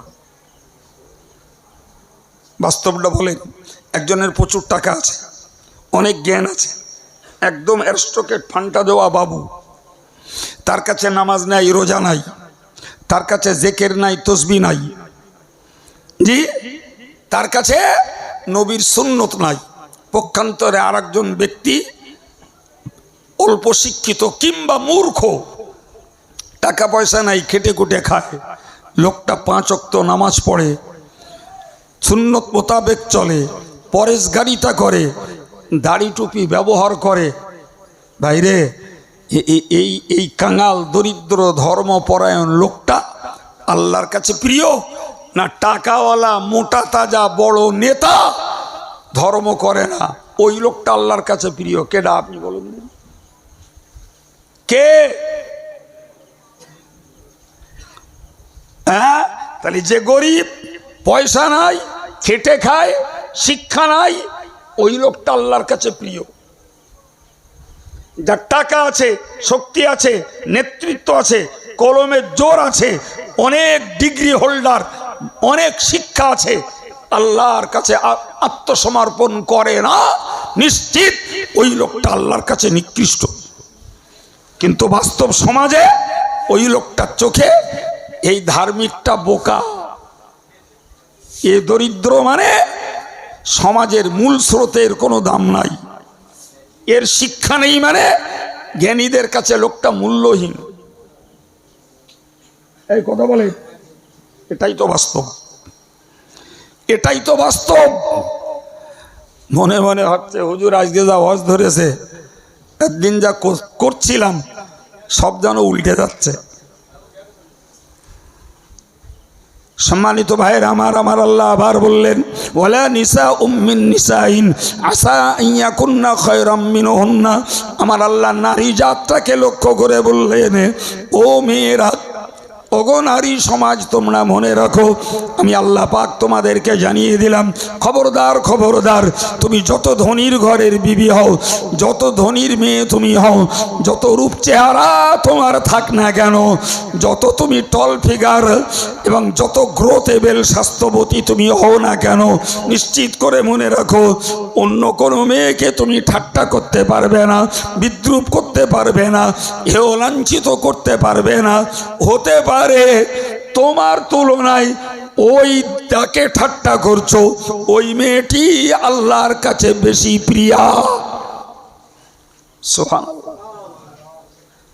অহংকার করার জায়গা আছে? বলেন না জায়গা আছে? একদিনে হবে না বাপ, জীবনের প্রত্যেকটা মুহূর্তে মুহূর্তে আমাকে সাবধান হতে হবে। যখনই এরকম কোনো পর্যায়ে আসবে আমাকে সামলে যেতে হবে। যখনই বুঝবো অহংকারের দিকে মন টানছে, নিজেকে একদম বিলীন করে নেব। আমি কিচ্ছু জানি না ভাই, যে আমার জ্ঞান বুঝও নেই, পয়সা করিও নেই, আমি দুর্বল, তুই ভাই ভালো, তোর জায়গায় তুই থাক, মিটে গেল ঝামেলা। এ ফর্মুলা কোরআনের, জি, কিন্তু আমাদের নফসের তাড়নার আবদার তো, জি, তোর কাছে তর্কে হেরে যাবো, অত সহজ দেখেছিস? হ্যাঁ, ক পাতা লেখা পড়েছিস তুই? হ্যাঁ, তুই কার সঙ্গে তর্ক করতে এসিস? বলি না ক টাকা আছে তোর, এরা তুই আমার কাছে টাকার গরম দেখাচ্ছিস? হয়ে গেল। অথচ আল্লাহ শেখাচ্ছেন, ওয়াইদা খাতাবাহুমুল জাহিলুনা ক্বালু সালামা। মূর্খরা তোমাকে সম্বোধন করে কিছু যদি বলে, তুমি অযথা ওর সঙ্গে বিতর্কে জড়িও না, এক কথায় বলো, আচ্ছা ভাই যা, তোরটা ঠিক, তোর সঙ্গে ফাও ব্যাটারি পড়েতে রাজি নি। জি,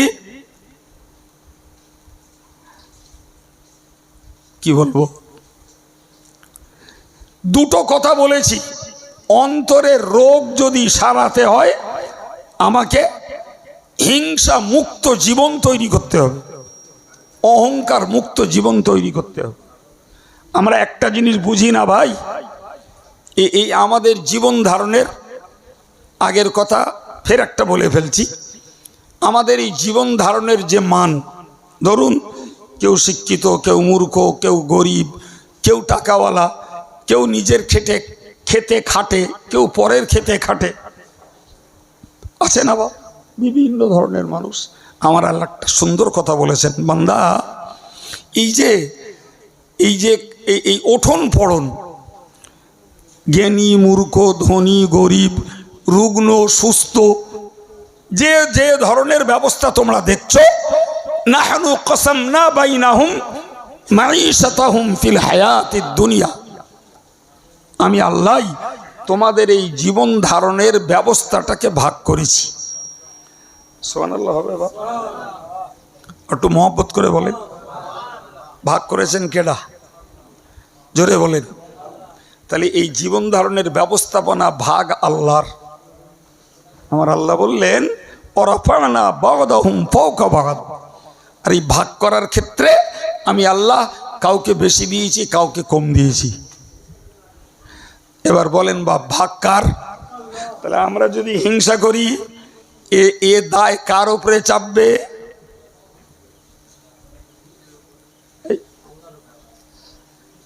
ভাগ করেছেন কেনা?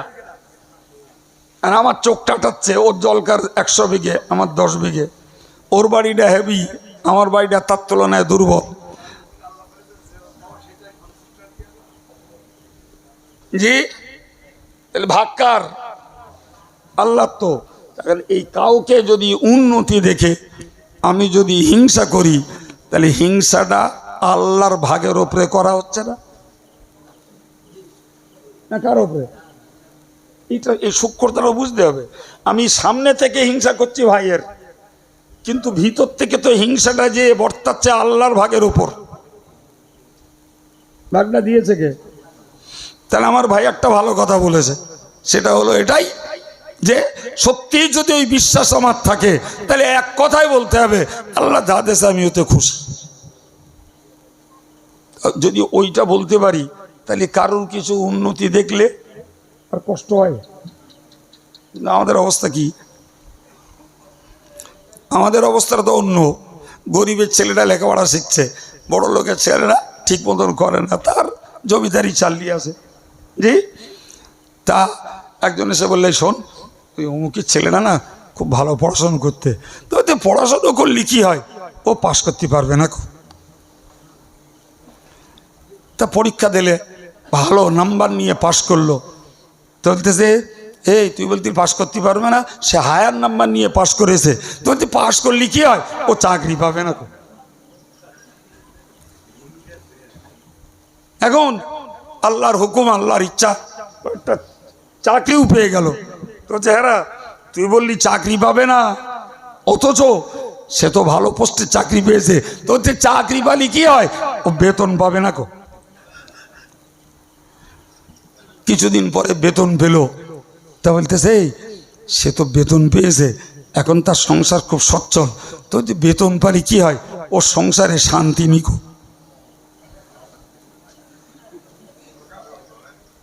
বুঝতে পারেননি?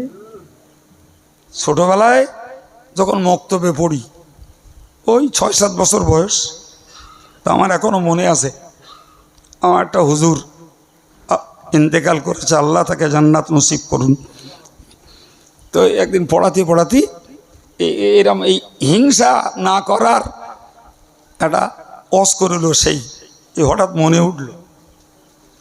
বলছে, এক গ্রামে একটা বুড়ি আছে, তো গ্রামে যদি কোনো ছেলে নতুন বিয়ে করেছে, তা বুড়ি বউডারে দেখবে, আর দেখে একটা না একটা খারাপ মন্তব্য করবি। এটা হচ্ছে বুড়ির বদ স্বভাব। তা একটা যুবক ছেলে, সে মনে মনে করেছে, আমি আল্লাহ চাই তো একটা বিয়ে এমন করব যে বুড়ি যেন কোনো অংশে কোনো খুঁত খুঁজে না পায়। সবার তো দোষ দেয়, আর আল্লাহ শকর, আল্লাহর হুকুম, একটা অতীব সুন্দরী সুস্ত্রী মেয়ে বিয়ে করেছে। বুড়ি গেছে দেখতি, বুড়ি সামনে দে, পিছন দে, ডান দিকতে বাম দিকতে দেখে বললে, এত ভালো ভালো না।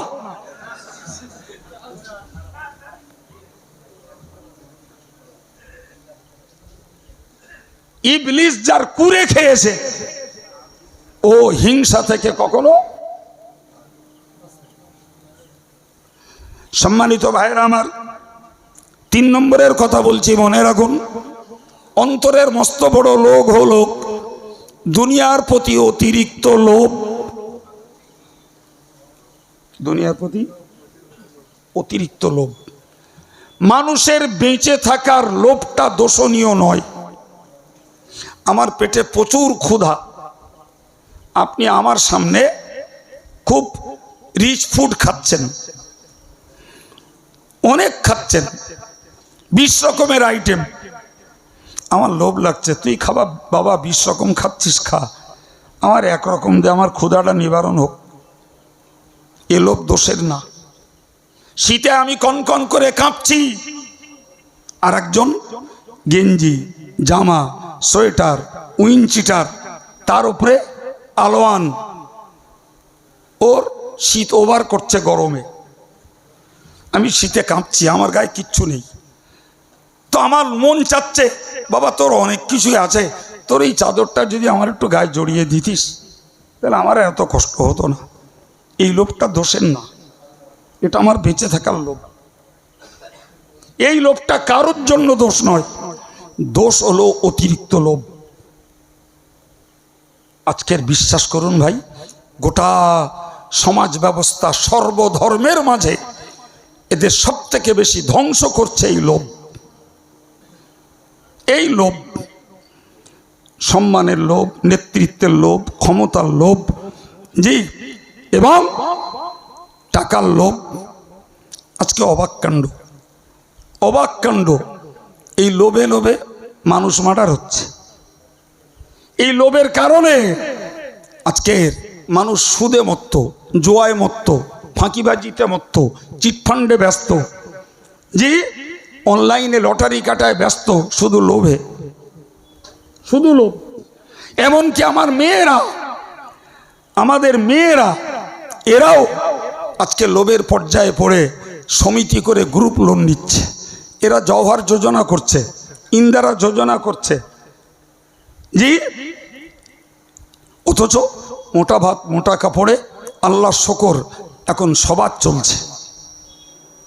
এরপরে আমরা যা কিছু করতে যাচ্ছি সব অতিরিক্ত লোভ। আর এই অতিরিক্ত লোভ যখনই করতে যাচ্ছে তখন শরীয়তের বাউন্ডারি ক্রস করছে, ঠিক কিনা বলেন? তখনই বর্ডার ক্রস হচ্ছে। তা নাহলে আমি হাত কেটে লিখে দিতে পারি, অন্যের কথা বলবো না। আমার ভাইয়েরা, মায়েরা, এরা যদি হালালভাবে, আজকের প্রচুর পরিমাণে ইনকাম সোর্স বেরিয়েছে যা এখান থেকে 50 বছর আগে ছিল না। প্রচুর পরিমাণে রোজগারের খাত বেরিয়েছে। যদি এরা ন্যায্য পথে রোজগার করত, এদের সংসার আরামসে সচ্ছলতার সঙ্গে চলে যেত। কিন্তু যা কিছু হচ্ছে শরিয়ত বিরোধী কার্যকলাপ, সব একমাত্র এক্সট্রা ডেভেলপমেন্টের জন্য, অতিরিক্ত উন্নতি করতে যেই সর্বনাশ হচ্ছে। বিশ্বাস হয়? অতিরিক্ত উন্নতি, এর ভয়ঙ্কর ক্ষতি আছে ভাই।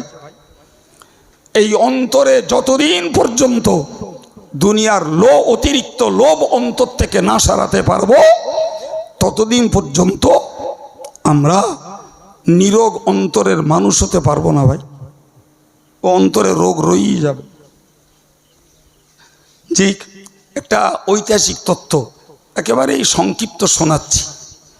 হযরত নবী ঈসা আলাইহিস সালাম প্রচুর পরিমাণে ভ্রমণ করতেন, এবং যখনই ভ্রমণে যেতেন তখনই তিনি কোনো উম্মতকে, সঙ্গীকে নিয়ে যেতেন। একটা সময়ে ওনার একজন সঙ্গী বলল, হুজুর আমি একটু আপনার সফরের সাথী হব, সফরের সাথী হব। তো হুজুর বললেন, তা চলো, তবে একটা নসিহত মনে রাখো বাবা। বলে কি? বলে তুমি জানো অতিরিক্ত লোভ করো না। ও একটা, খুব পারবো, খুব পারবো। তা চলো বাবা।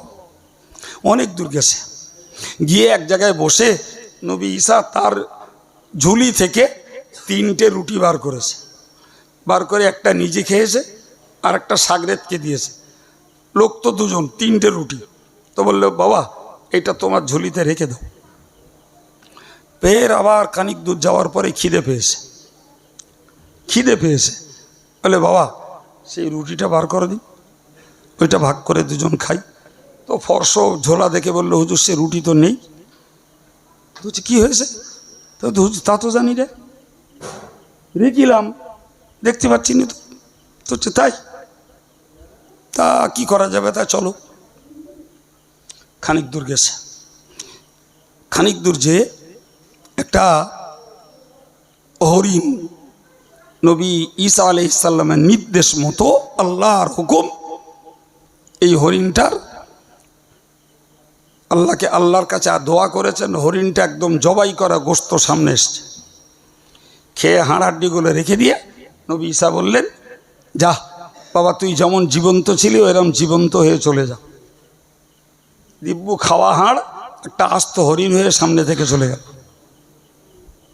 নবী ঈসা ওই ঘটনা দেখিয়ে বললেন, বাবা ওই আল্লাহর কসম করে বলো তো যে আল্লাহর অপার শক্তিতে এই হাড় হাড্ডি থেকে জীবন্ত হরিণে পরিণত হলো, ওই আল্লাহর কসম করে বলো তো বাবা রুটিটা কি হয়েছে? হুজুর আমি তো জানি না বলতে। যাই হোক, পরে নবী ঈসা এক জায়গায় বসে 3টে মাটির দলা তৈরি করেছে, করে ফুঁক দিয়েছে, আর 3টি সোনার দলা হয়ে গেছে। ওই তো সেই নবী ঈসা যিনি মরা লোকের কাছে যেয়ে বলতেন, ইয়া মাওতা কুম বিইজনিল্লাহ, হে মুর্দা আল্লাহর হুকুমে উঠে পড়। সেই মুর্দা আল্লাহর হুকুমে উঠে পড়তো। সুবহানাল্লাহ। আল্লাহর হুকুম, সামনে থেকে ফুঁক দিয়েছেন ঈসা, সোনা বানিয়ে দিয়েছেন কে? এখন নবী ঈসা একটা সোনা নিজের কাছে রেখেছে 1 দলা, আর 1 দলা ওরে দেশে, আর দিয়ে বলছে বাবা ওই রুটিটা যে খেয়েছে এই সোনার দলাটা তার। বলতে হুজুর আমি খাইলাম।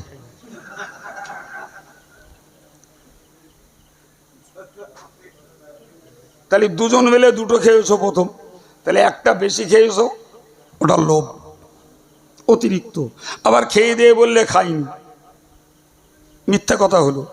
আবার কসম খেতে হলো। আবার যেই সোনা দেখিয়েছে সেই বলছো যে আমি খাইলাম, তার মানে আবার মিথ্যা হলো। তো হুজুর বললে আচ্ছা বাবা তুমি খেয়েছো, তা এই নাও, তাহলে এটাও তোমার।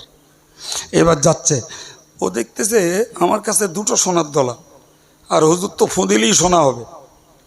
তা হুজুরের কাছে একটা রয়েছে, ওটা কেনই বা রাখতেছে, আমার যদি দিয়ে দিত। তা কিছু দূর যাতে আর সহ্য হয়নি, বলছে হুজুর আপনি তো ফুঁদিলে আবার সোনা হবে, তা ওই সোনার দলাটা আমার দেবেন? তো হ্যাঁ বাবা যদি তোমার নিলে উপকার হয় তা নাও। তো হুজুর ওটাও দিয়ে দিলে। কটা হলো? অতিরিক্ত লোভ আর একবার হয়েছে তো। ওর কাছে 3টে সোনার দলা, ওর দেহ আর ঠান্ডা আছে। ও দেখতেছে আমার এত টাকা, আমি হুজুরির কাছে মেউনাও করবো কেন? আমি এত টাকার মালিক, মৌল সাহেবের কাছে আমি নত হবো কি জন্য? এখন ওর মাথায় ভূত চেপে গেছে। ও তখন চিন্তা করছে আমি এতটা সোনার মালিক যখন, হুজুরের পেছনে ঘরের তো আমার আর দরকার নেই। ও তখন একটা ছলনা করলো, হুজুর যদি একটু সময় সুযোগ দিতেন তাহলে আমি একটু চলে যেতাম, আমি খুব কাজে এসেছিলাম। হুজুর তো বুঝতে পেরেছে যে ওর উদ্দেশ্য সফল হয়ে গেছে। তা বাবা যাও। একদিন পেরিয়ে গেছে, হযরত নবী ঈসা ঘুরতে ঘুরতে ঘুরতে ঘুরতে সেখানে এসে দেখে 3টে সোনার দলা আর 3টে লোক মরে পড়ে আছে। এখন হুজুরের সঙ্গে যারা ছিল তাদের খ্যাপ খেটে গেছে, হুজুর এই ঘটনা কি? তো উনি এক কথা বুঝে গিয়ে বললেন, বাবা এই সোনার দলা 3টে হচ্ছে লোভ, আর এই 3টে লাশ হলো লোভের ফল। তে এত ছোট কথাতে ওরা খুশি হলো না। জানে তো যে নবী ঈসা ওই মরা লোকের জ্যান্ত দিবল্লি হবে। ওদের বক্তব্য হুজুর ওদের তুলুন, ওরা কি বলে ওদের মুখ থেকে শুনবো। নবী ঈসা হুকুম করলেন, ওরা 3 জন উঠে পড়ল, উঠে ঘটনা বলল। ওই লোকটা নবী ঈসার কাছে যে ছিল, ও বেটা 3টে সোলার দলা নিয়ে এসে চলতে চলতে গাছতলায় এসে ক্লান্ত হয়ে ঘুমিয়ে পড়েছে। পাশ দিয়ে যাচ্ছিল 2 দস্যু। ওরা দেখলে একটা লোক রয়েছে, ডাক দিন যা পাওয়া যায়, কুটো পেলেও লাভ। আর তুলে দেখে মজার জিনিস, ওর কাছে 3টে সোনার দলা। ওরা বলছে সোনার দলা দিবি নাহলে তোর মেরে দেবো। ওরা বললো দেখ ভাই মারিস নে, আমরা 3 জন তো, 3টে সোনার দলা 3 জন নেবান, তোরা আমার মারিস নে। তো যাই হোক, ওদেরও লোভ, ওরা অতি রাজি হল। এখন রাজি হয়ে যখন বিনা যুদ্ধে কেল্লা ফতে, কিচ্ছু করতে হলো না, মাল পাওয়া গেল। অতএব এক কাজ করো, এখানে বসে একটু নাস্তা পানি করে তাই যাই। পাশে দূরে বাজার আছে, তো কেডা আনতে যাবে নাস্তা, আর সোনা চৌকি দেবে কেডা? এখন ওই যে 2 জন, ওদের একজনের দিল বাজারে একটু টিফিন কিনতে। এই ঈসা নবীর ভক্ত আর ওই দস্যু একজন, ওরা মিলে চিন্তা করলে দেখ ও যখন খাবার নিয়ে ফেরবে, ওরে আসলি ধরে ধুমধাড়াক্কা পিঠে মেরে ফেলবো। তাহলে আমাকে 1.5টা করে হবে। এই কথা বুঝতে পারছেন না? ওদের কটা করে হবে? 1.5টা করে হবে। কি কাজ করছে? এই কি কাজ করছে? এটা লোভ।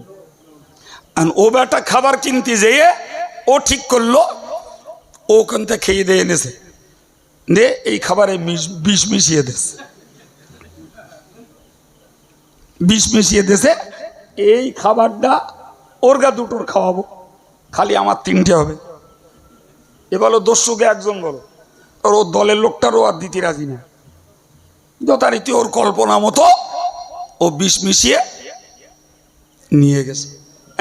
এদের প্রজেক্ট, এদের কল্পনা কি ছিল? আসলেই এরা এর মতন কাজ করে ওরে দেশে সেবলে। এরা বলল ও তো গেল, আমাদের তো 1.5টা করে হলো, খাবারটা বাদ না দে, চল খেয়ে দিয়ে এবার 1.5টা করে লে বাড়ি যাই। কি খেলো? ও দুটো ওখানে মরে পড়ে থাকলো। ছোটবেলায় আমার দাদিমার কাছে শুনেছি, তখন আর ব্যাখ্যা বুঝিনি। দাদিমার কাছে শুনতুম লোভে পাপ, পাপে মৃত্যু। বৈষয়িক লোকেরা এইসব বলে লোভে পাপ। আজকের কি হচ্ছে? কি হচ্ছে? পাপে মৃত্যু মানে ধ্বংস। হচ্ছে না? হয় না? গোটা সমাজ ব্যবস্থায়, গোটা বাংলা জুড়ে নয়, গোটা ভারত জুড়ে নয়, গোটা বিশ্ব জুড়ে এই এক লোভ জাতিকে ধ্বংস করে দিচ্ছে। আর এই এক লোভে মানুষ গুন্ডা গুন্ডা, ডর্জন ডর্জন পাপে জড়াচ্ছে। আর এই লোভ পূরণ করতে যেয়ে মানুষ মানুষকে মার্ডার করছে। কথা বলেন প্রিয় ভাই আমার, এসব অন্তরের রোগ। কথা অনেক বলে ফেলেছি, বলার মতো নিজের দৈহিক শক্তি অতটা ছিল না। আপনাদের উপস্থিতি আর আল্লাহর নিয়ামতের বিনিময়ে আল্লাহ বলিয়েছেন। এখনো কথা আরও অনেক আছে, আমি আর কথা বাড়াচ্ছি না, কথা কমপ্লিট করতে চাচ্ছি। তাহলে আমি অন্তরের রোগ দেখিয়েছি হিংসা, অন্তরের রোগ দেখিয়েছি অহংকার, অন্তরের রোগ দেখিয়েছি দুনিয়ার প্রতি অতিরিক্ত লোভ। জি, এখন আমি একবার ওয়াদা করেছি যে রোগ তো বললুম, ওষুধটা কি বলবো বলেছিলাম না? একদম সংক্ষিপ্ত বলছি, সংক্ষিপ্ত। অনেক মানুষ আছেন, বিশেষ করে যারা দিনদার, ইমানদার, নামাজি, মুসল্লি মানুষ। ভাই, আমি আমার অল্প টকদাক পড়াশোনার ভিতর দিয়ে বুঝেছি, যদি অন্তরটাকে রোগমুক্ত করতে হয়, অন্তরটাকে যদি পরিচ্ছন্ন করতে হয়, তাহলে এই জঞ্জালগুলো অন্তর থেকে বার করতে হবে। এই জঞ্জালগুলো রাখা যাবে না। কিন্তু এই জঞ্জাল প্লেন নামাজ পড়ে যাবে না, প্লেন রোজা রেখে যাবে না, প্লেন দান করে যাবে না, শুধু হজ করেও যাবে না। বাবা রে, হাজিদের অহংকার দেখলে মাথা বিগড়ে যাবে। হজ করে এসে মানে ওরা পা মারতিনি, বিদ্যার ভাঁড় খালি, টাকার গরমে হজ করেছে, এসে আর হুজুরির দাম দেয় না। আছে না? নাই? যাক, আর বলছি না। তবে মনে রাখুন বাবু, যদি অন্তরের ময়লা দূরীভূত করতে হয়, একদম মৃত্যু পর্যন্ত একটা সাধনা করে যেতে হবে। সেটি হলো যে কোনো আধ্যাত্মিক জগতের মানুষের কাছে নিজেকে বিলীন করে, আত্মসমর্পণ করে, তার নির্দেশ মতো বাকি জীবনটা কাটাতে হবে। জেকের, ফেকের, তসবি, তেলাওয়াত, মোরাকাবা, মুশাহাদা যত করবেন ততই অন্তরের ওই রোগগুলো পালাবে, এমনি এমনি যাবে না। আমি আবার বলছি, বাস্তবেও আপনারা দেখছেন, নামাজি মানুষ হিংসা করে, হুজুর লোক হিংসা করে, পীর সেজে বসে আছে হিংসা করে, অহংকারে ফেটে পড়ছে, দুনিয়ার লোভ গজগজ করছে। জি, এমনকি অজ করতে এসে টাকা কম দিলি কেয়ামত দেখিয়ে দিচ্ছে, কেউ কাফনের কাপড় কিনে দিচ্ছে, বলতে ইনে তো ছেলের কাপড়ের কাপড় কিনে দিস। গল্প বলছি না, বাস্তব। হ্যাঁ জি, নিশ্চিত মানুষের বিবেচনা মানুষ করবে জি। তারপরেও কন্ট্যাক্ট করলে তাতেও যদি কমিটি যদি একটু দুর্বল হয়ে বলে হুজুর আসবার আর টাকা পয়সা কিছু উঠিনি, একটুখানি কম দিস, টাকা পয়সা উঠেস কিনা জানি না, আমার টাকা বুঝে দেওয়া লাগবে, নাহলে কেমতে বুঝে নেব। মানে এরা শুধু আদবের খাতিরে বলে না হুজুর ওই যা দিছি নে যান, বাকিটা আমরা কেমতে বুঝে নেব। বললি একটা ছড়ি আছে ঝপ করে মেরে দেবে, বেয়াদব। কি ছড়ি? এই কি বলেছি বলেন না, এই ছড়িটার নাম হলো বেয়াদব, মেরে দিলে হয়ে গেল। গল্প বলছি, হ্যাঁ, পুড়ে পুড়ে তেতো হয়ে গেছি। আর গাল শুনে শুনে এতে আর কিচ্ছু ঝেঁকে না, কিচ্ছু ঝেঁকে না। আর কারোর কথা শুনতেও যাই না, জবাব দিতেও যাই না। তোর কুয়া তুই খুঁড়ছিস, তোর কুয়ায় তুই পড়বি, আমি যাব না। প্রিয় ভাই আমার, সুতরাং মনে রাখবেন আজকের বাংলা জুড়ে সাধারণ জনতা এমনকি যুব সমাজ পীর পাগল, পীর পাগল। পীরের নামে জিন্দাবাদের ফোয়ারা, পীরের নামে গদগদ চিত্ত। ও ছেলে, পীর মানে হই হই না, পীর মানে জিন্দাবাদের ফোয়ারা না, পীর মানে টাকা না, পীর মানে ঝলমলে টুপি না, পীর মানে বংশীয় গরম না। পীর হলো তরিকতের সবক করা, কলবের সবক করো, রুহের সবক করো, খফির সবক করো, আকফার সবক করো, নফসের সবক করো, আব আতাস খাক বাদের সবক করো, মোরাকাবায় বসো। একদিন দেখবে তোমার ভিতরে অহংকারও নেই, হিংসাও নেই, অতিরিক্ত লোভও নেই। তোমার অন্তরটা জায়গা দখল করেছে আল্লাহর মহব্বত, তোমার অন্তরে জায়গা দখল করেছে নবীর মহব্বত, তোমার অন্তর জায়গা দখল করেছে মৃত্যুর যন্ত্রণার ভয়, কবরের আযাবের ভয়, হাসরের ভয়, পুলসিরাত পার হওয়ার ভয়, জাহান্নাম থেকে বাঁচার ভয়। তবেই তুমি বুঝবে তোমার অন্তরটা রোগ মুক্ত হয়েছে। আর ওই অন্তর নিয়ে আল্লাহর সকাশে হাজির হলে উপকার পাওয়া যাবে, নাজাত জুটবে। কিন্তু গোটা বাঙালি সমাজ আজ পীরতন্ত্রে পাগল, কাজের বেলায় লোক নাই, কাজের বেলায় লোক নাই। আমি যদি কাউকে জিজ্ঞেস করি বাবা তোমরা তো প্রচুর পীরের মহব্বত করো, তো তুমি বাবা কোন পীরের মুরিদ, কোন সবক করো, তোমার সবকের মাকাম কি? তো শুনে বুঝে বলবে কি জানি সে খায় না মাকে তা তো জানি না। কিন্তু ইতিহাস খুলে দেখো তো, পশ্চিমের হুজুর এত বড় আলেম, ফুরফুরা পীর সাহেবের কাছে গিয়ে মুরিদ হলেন কেন? ফুরফুরা পীর সাহেব কেবল এত বড় আলেম, সুফি ফতেল ওয়াইসি হুজুরের কাছে মুরিদ হলেন কেন? হযরত ইমাম আজম আবু হানিফা সারা পৃথিবীর শ্রেষ্ঠতম আলেম, তিনি ইমাম জাফর সাদিকের কাছে মুরিদ হলেন কেন? হযরত খাজা মঈনুদ্দিন চিশতি হযরত খাজা ওসমান হারুনির কাছে মুরিদ হলেন কেন? সারা পৃথিবীর শ্রেষ্ঠতম একজন আলেম, মুহাক্কিক আলেম হযরত বড় পীর আব্দুল কাদিরুল জিলানী, তিনি হযরত খাজা হাম্মাদ দাব্বাসের কাছে মুরিদ হলেন কেন? কিসের জন্য? এগুলো সব বইয়ের গল্পে পরিণত হয়ে গেছে, বাস্তবায়ন নাই, বাস্তবায়ন নাই। আমার কাছে জিকির নাই, তসবিহ নাই, নফল নামাজ নাই, পরেশগারিতা নাই, আমার অন্তর কেমনে রোগমুক্ত হবে বাপ? আমি মগরিব পড়ে বেরিয়ে যাচ্ছি, এশা পড়ে বেরিয়ে যাচ্ছি, যুবকগুলো জমা পড়তে আসছে, 2 রাকাত ফরজ পড়ে হু করে বেরিয়ে যাচ্ছে, ওরা দাঁড়ানোর সময় নেই, মসজিদ ফাঁকা। ও মনে মনে করছে ফরজ পড়েছি এইটাই আল্লাহ জান্নাত দে পারুক, নাউজুবিল্লাহ। আবার নফল। হ্যাঁ প্রিয় ভাই, আমাদের প্রথা হয়েছে মাগরিব পড়ে হাটে, এশা পড়ে খাটে, ফজর পড়ে মাঠে। এই তো আমাদের সিস্টেম।